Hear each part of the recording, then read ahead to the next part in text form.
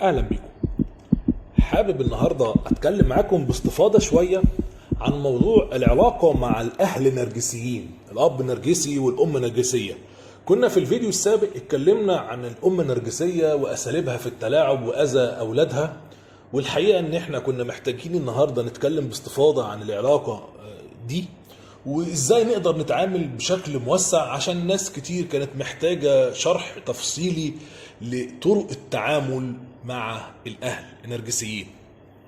من البداية كان لازم نفهم هو الاب النرجسي ده او الام النرجسية دي بيخلفوا ليه؟ بيخلفوا عيال عشان يربوهم ويعتنوا بيهم ويشوفوهم احسن الناس؟ ما اعتقدش. ولا هم بيخلفوا عيال عشان يحصلوا من خلالهم على السيطرة التلقائية، يبقوا الولاد دول امتداد ليهم، يحسوا ان هم ماشيين تبع قوانينهم، يمدوهم بأحاسيس التحكم والتسلط اللي هي بتعزز الثقة جواهم.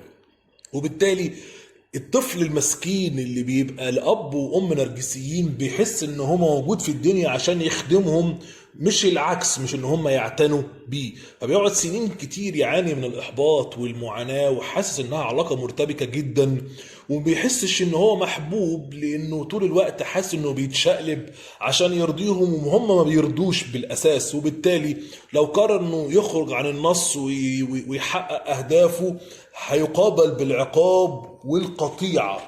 فدي العلاقة مع الأب والأم النرجسيين بشكل رمزي جدا. طيب، هم بيسيئوا لأولادهم ازاي؟ ايه أشكال الإساءة؟ الإساءة إن أحدهما أو كلاهما بيحسس الطفل إنه ملوش أهمية، يهينه، يكذب عليه، يمارس ضده العنف العاطفي والجسدي واللفظي.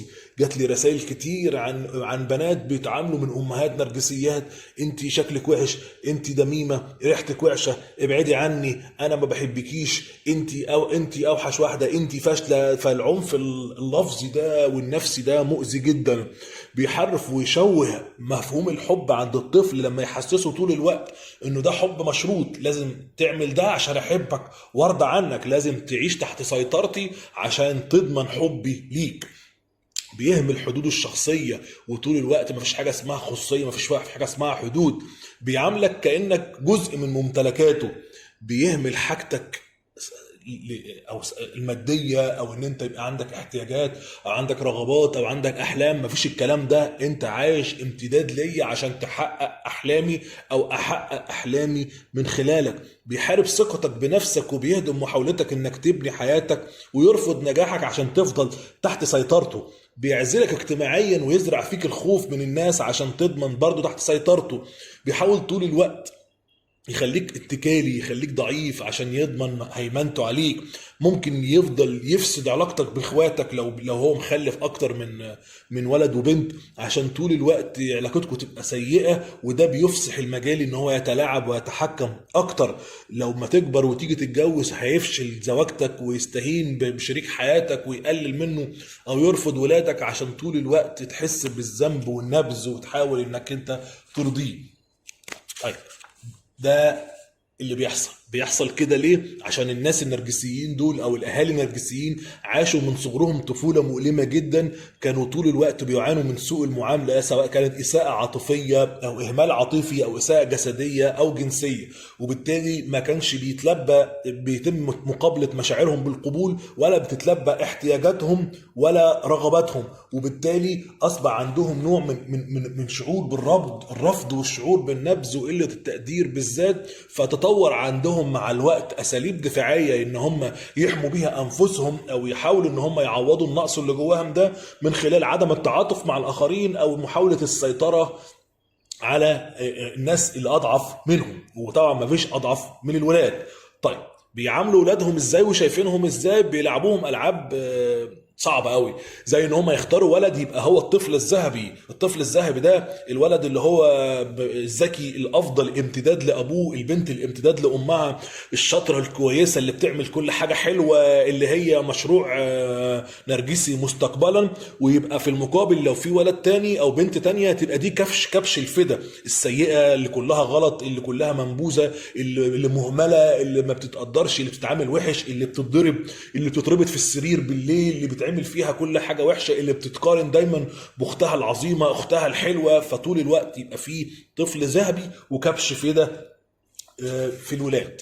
طيب القصه كلها ان هم طول ما هم قدام الناس هتلاقيهم حلوين ولطيفين وودودين، عشان في الاماكن العامه عايزين يحصلوا على دفعه من الثقه يقدروا ان هم يعوضوا النقص اللي جواهم. لكن في البيت مركز السيطره، المملكه، طول ما انت مطيع وخاضع ما بتسببش مشكله خلاص. طول ما انت هتسبب لهم مشكله، هتخرج عن النص، هترفض تسمع الكلام او تمثل اي تهديد او عقبه، هيتم عقابك، تهديدك، اشعارك بالذنب طول الوقت انك انت سبب المشاكل، وانك انت ربنا هيغضب عليك وقلبه ربي غضبانين عليك ومش هقطعك ليوم الدين، وهيتم تجاهلك ومقاطعتك بالشهور عادي جدا، وممكن لاكتر من شهور اللي ممكن توصل لسنه طول ما انت بتسمعش الكلام، وطول ما انت ابن عاق، وبيتم استغلال سيف الطاعه اللي هو كسيف يتسلط على رقبتك، انك انت تسمعش كلامي، قلبي رب غضبانين عليك ويدعو عليك بالحرق والهلاك والكلام الصعب ده. يبقى في تحكم ابوي مفرط جدا، بيتحكموا في كل حاجه في حياتك، مش مدينك فرصه تفكر، مش مدينك فرصه تلبس زي ما انت عايز، تعمل اللي انت عايزه، يبقى عندك علاقات، يقطعوك عن الناس، يهينوك قدام العالم، قدام اصحابك، قدام المجتمع عادي جدا، عشان تفضل خاضع وفاقد الثقه في نفسك، او يتم ابتزازك عاطفيا زي ما قلت انك لازم يرضوا عنك والا هتبقى عاق. طيب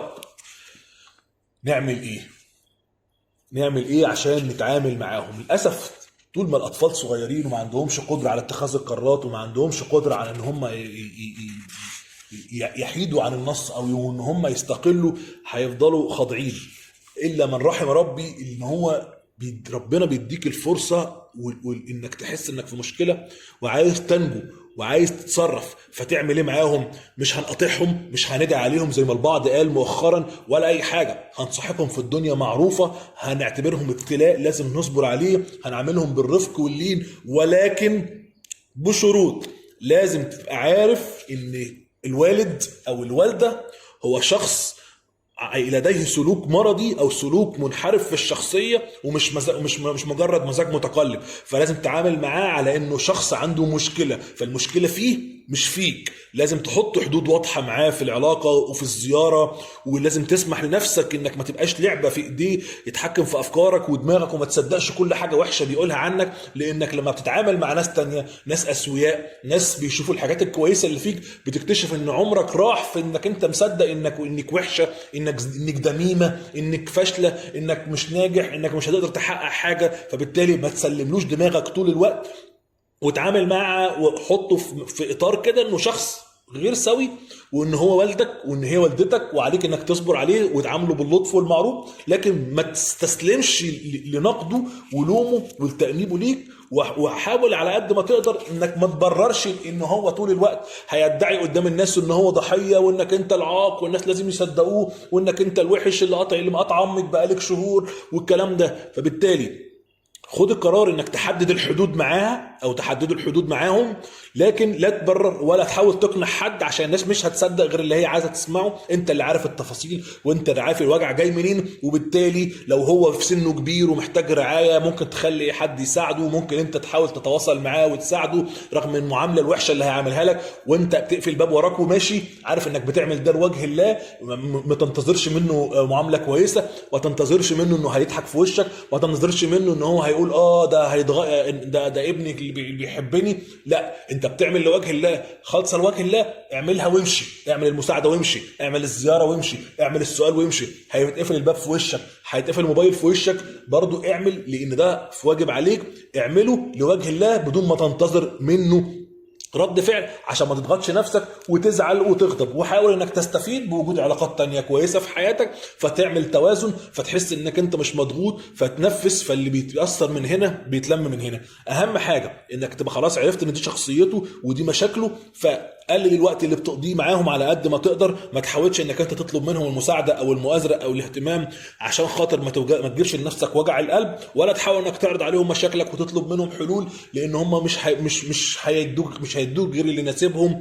هم فبالتالي حاول على قد ما تقدر انك تكتشف تقدير ذاتك من خلال وسائل تانية غير انك تشوف تقدير ذاتك في عينيهم، او انك تنتظر منهم الحب او العطف، لانهم اشخاص غير متعاطفين ولا يتعاطفوا الا مع ذاتهم فقط. فبالتالي عليك انك انت تزود ثقتك بنفسك من خلال علاقاتك، من خلال انشطتك، من خلال انك تعمل لنفسك اهداف، تعمل لنفسك انشطه، تعمل لنفسك علاقات زي ما قلت، تقرا، تتثقف، تتنور. المهم انك انت تزود مصادر ثقتك بنفسك تبقى من جواك مش من خلالهم. لو عملت ده وعملت الانفصال ده هتلاقي نفسك بتبص لهم بنوع من الشفقه، لان هم عندهم مشكله، المشكله فيهم. انت عشت سنين هم مصدرين لك مشكله، عشت سنين بيتم التلاعب بيك، عشت سنين ماشي على قشر بيض، عشت سنين بيتم التدخل في حياتك وفي مستقبلك، عشت سنين بيتم نبذك واهمالك ونقدك ولومك وضربك واذيتك وربطك وتعذيبك، عشت سنين بيتم اذاك نفسيا بمقارنتك بحد تاني، مقارنتك باخوك التاني،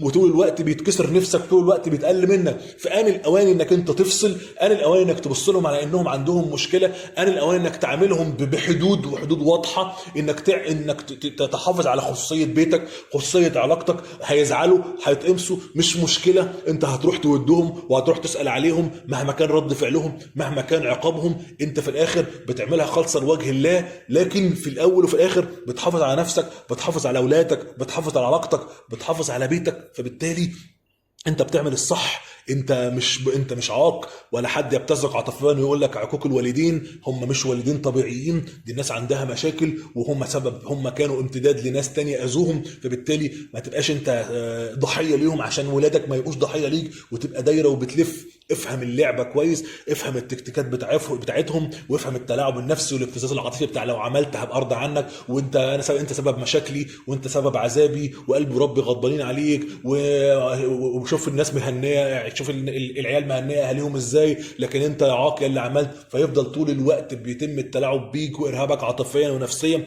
اخرج بره الدايره دي، عيش حياتك، انبسط بعلاقاتك وبالناس اللي بيحبوك وبتحبهم، ولكن في هذه العلاقه اللي ما ينفعش تقطعها عليك انك تتعامل معها بخصوصيه شديده جدا، وبمسافات واضحه جدا، وبحدود واضحه جدا، عشان تعيش كويس. لو عجبك الفيديو يا ريت تعمل لايك وشير وسبسكرايب للقناه، ما تنساش تفعل خاصيه جرس الاشعارات عشان يوصلك كل جديد. تحياتي.